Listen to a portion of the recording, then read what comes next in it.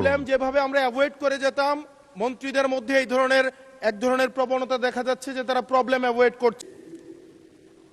মাননীয় সংসদ সদস্য হাসনাত আব্দুল্লাহ, মাননীয় মন্ত্রী জ্বালানি, খনিজ এবং বিদ্যুৎ মন্ত্রী ওনার দৃষ্টি আকর্ষণ করে বলেছেন যে মন্ত্রীরা প্রশ্ন উত্তর দিতে গিয়ে পাশ কাটিয়ে যাচ্ছেন, অধিকার ক্ষুণ্ণ হয়েছে। আমি এই বক্তব্যটি মহান সংসদে উত্থাপন করছি। ওনার যে প্রশ্নটি ছিল মন্ত্রী বরাবর মন্ত্রী উত্তর দিবেন, কিন্তু উনি বলেছেন মন্ত্রীরা পাশ কাটিয়ে যাচ্ছেন।